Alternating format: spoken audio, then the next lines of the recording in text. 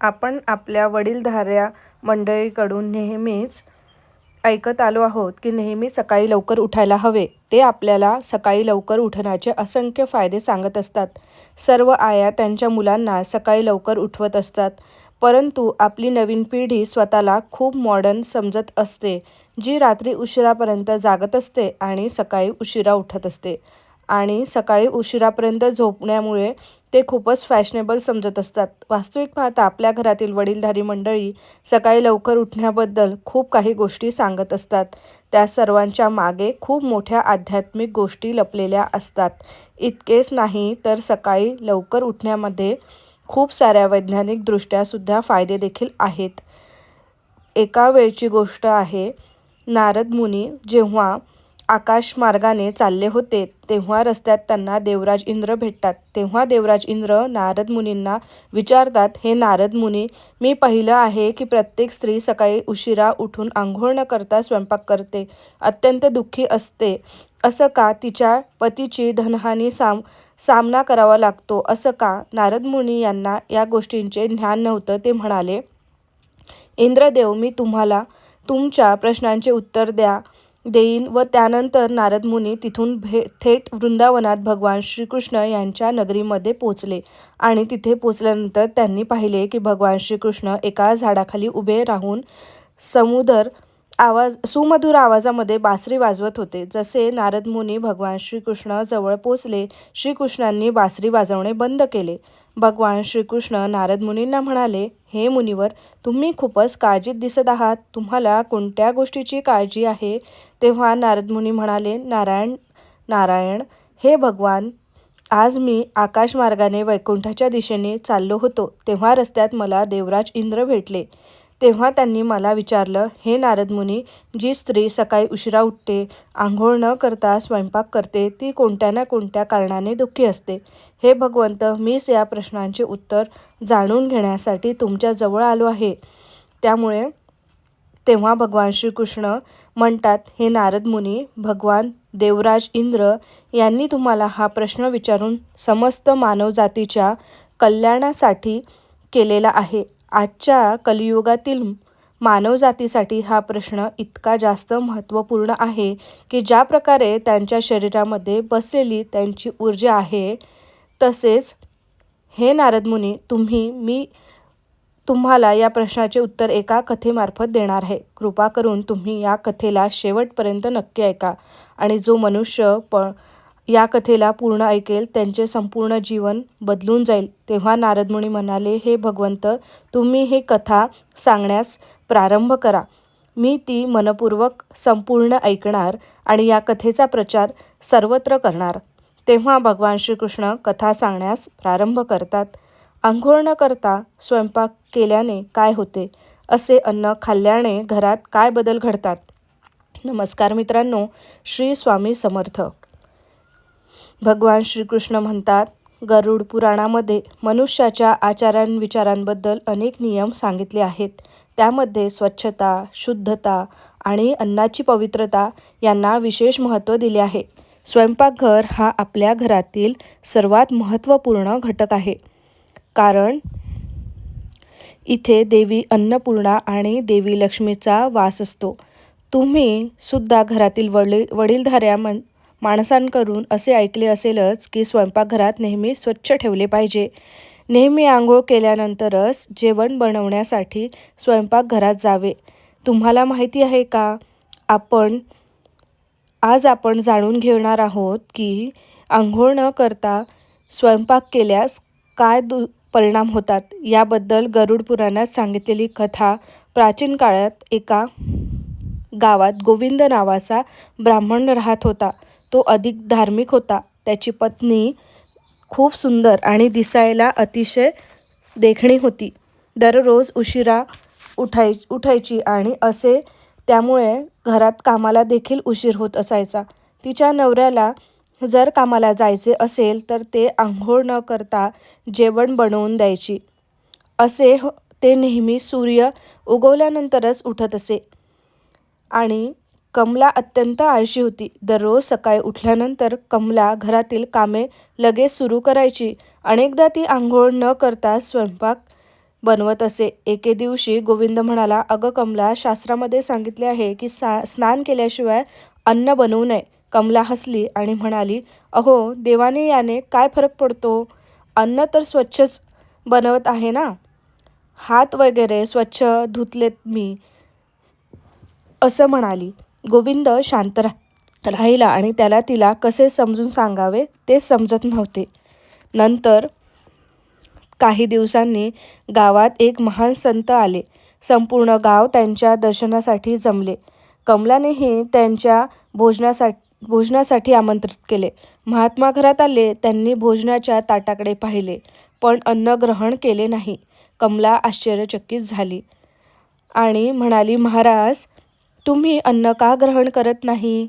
खूप चांगले जेवण आहे आणि अतिशय चविष्ट सुद्धा देखील जेवण आहे. मी तुमच्यासाठी बनवलेले आहे. तसेच माझ्या हाताला तर खूप चव आहे. माझ्या पतीला सुद्धा माझ्या हातचे जेवण खूप आवडते. अतिशय चविष्ट असे जेवण मी तुमच्यासाठी बनवले आहे. माझ्या हाताला खूप चव आहे. तुमची समस्या काय आहे मला सांगा. तुम्हाला कसे जेवण आवडते मी तसे बनवून देते. तुम्हाला मी बनवलेली भाजी किंवा चपाती आवडली नाही का? मी बनवलेल्या अन्नामध्ये काही दोष आहे का?" महात्मा म्हणाले, अन्नात नाही, पण अन्न बनवणाऱ्याच्या आचरणात दोष आहे." कमला घाबरली. "मी काय चूक केली?"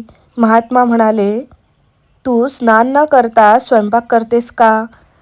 अशा अन्नात सात्विकता राहत नाही." महात्मा म्हणाले, "गरुड पुराणानुसार अन्न हे ब्रह्मस्वरूप आहे. अन्न बनवणाऱ्या व्यक्तीचे विचार, शरीराची शुद्धता आणि मनाची अवस्था अन्नावर परिणाम करत असते. जेव्हा एखादी व्यक्ती स्नान न करता अन्न बनवते, तेव्हा त्या अन्नामध्ये नकारात्मक ऊर्जा निर्माण होते. असे अन्न खाल्ल्याने मन अस्थिर होते. मनामध्ये सतत कोणत्या ना कोणत्या गोष्टींची चिंता राहते. मन अस्वस्थ राहते आणि मनाची चिडचिड होते. सतत राग येतो. घरातील सदस्यांमध्ये भांडणे होतात आणि असे अन्न खाऊन सुद्धा पोट भरले जात नाही. यामुळे शरीराला पाहिजे तेवढी ऊर्जा भेटत नाही.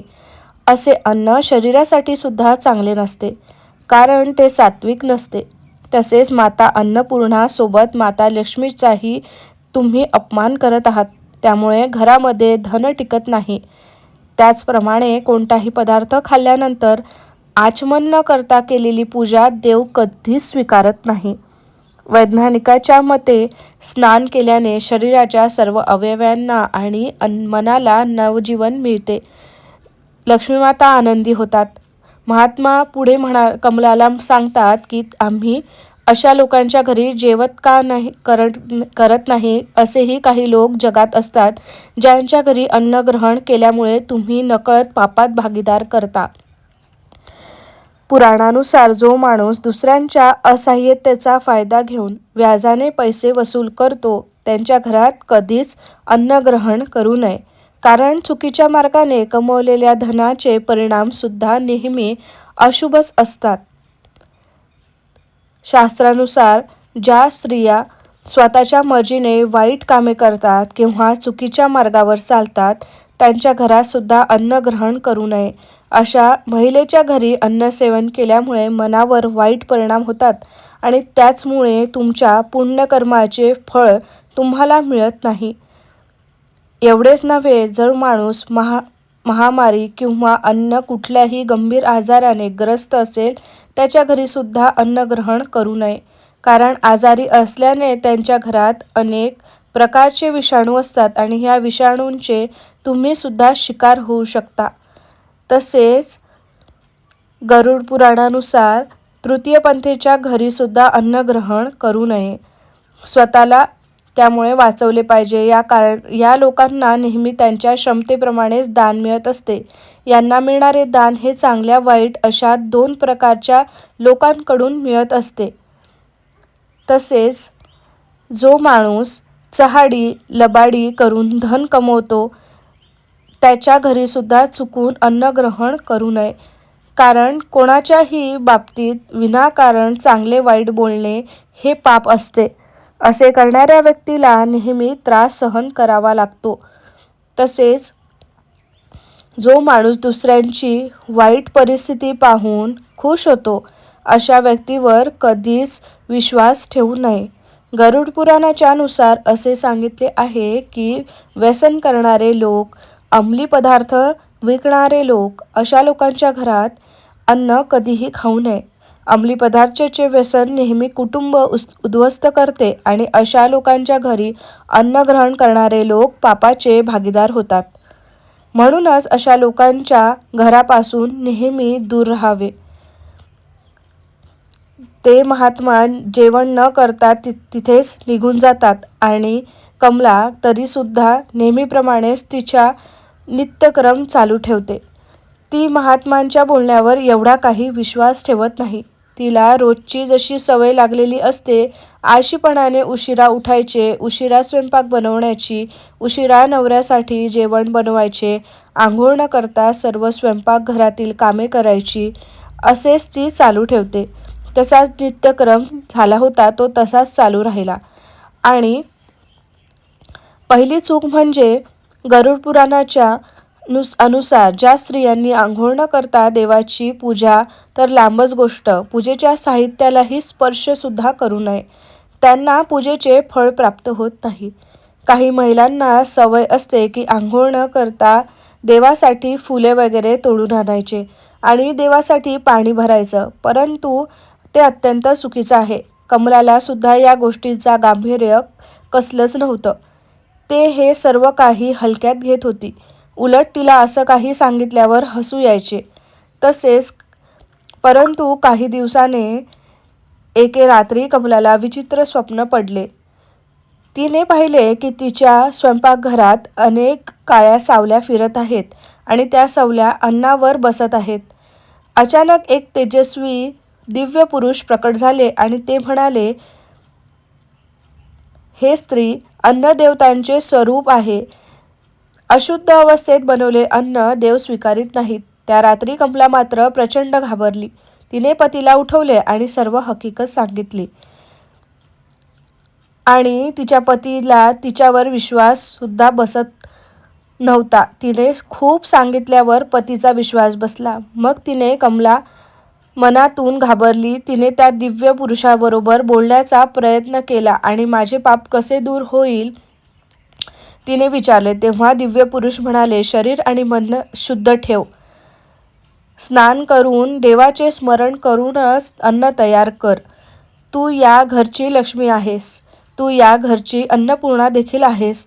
तू असे करणे चुकीचे आहे. हे तुझ्याकडून दुसरी चूक घडते, ती म्हणजे अंघोळ न करता स्वयंपाक करणे चुकीचे आहे. तू अशुद्ध असताना केलेला स्वयंपाक तू कसा काय शुद्ध असू शकतो? विज्ञान देखील असे मानते की जो माणूस आंघोळ न करता जेवण बनवतो किंवा जेवण ग्रहण करतो तो अनेक रोगांनी ग्रास्त होतो.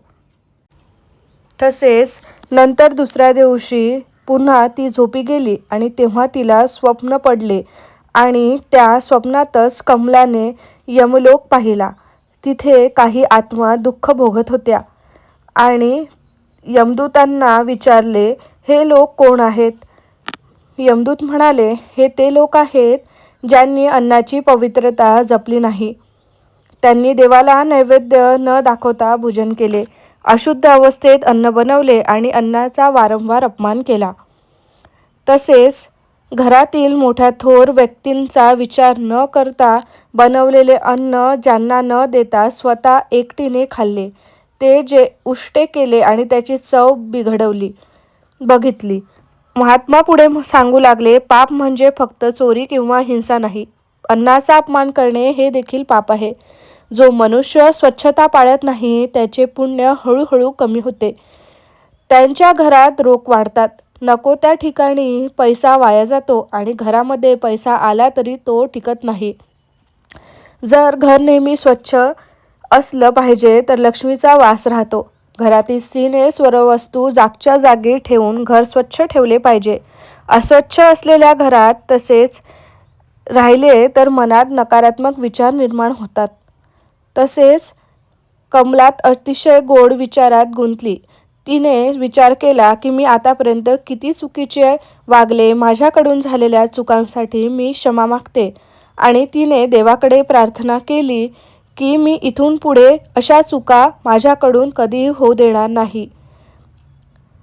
आणि घरामध्ये आंघोळ करूनच स्वयंपाक करीन. नित्यनेमाने घर स्वच्छ ठेवेन. घरामध्ये पूजा देखील करेल. देवघरामध्ये दिवा लावेल. दुसऱ्या दिवशीपासून कमलाने नियम सुरू केले. ती रोज नित्यनेमाने पहाटे लवकर उठू लागली. स्नान करून प्रथम घर स्वच्छ करून घेऊ लागले. तर घर स्वच्छ झाल्यानंतर देवपूजा करून घ्यावी. देवघरामध्ये धूप दीप देवांना समर्पित केल्यानंतर मग स्वयंपाकाला सुरुवात करावी. देवाचे नामस्मरण करत करत स्वयंपाक करावा. यामुळे मंत्राची दिव्यशक्ती त्या स्वयंपाकामध्ये उतरते आणि तो स्वयंपाक खाणाऱ्यांचे मन शांत स्थिर होते. तसेच त्या व्यक्तीला सुद्धा अध्यात्माची ओढ लागते. काही महिन्यात तिच्या घरात बदल दिसू लागला. घरामधील वातावरण पूर्णपणे बदलले. घरामध्ये आनंदाचे वातावरण निर्माण झाले. तिची अडकलेली कामे पूर्ण होऊ लागली आणि तिच्या घरामध्ये आनंदाला उधाण आलं. घरामध्ये पैशाची कमतरता कधीच भासली नव्हती.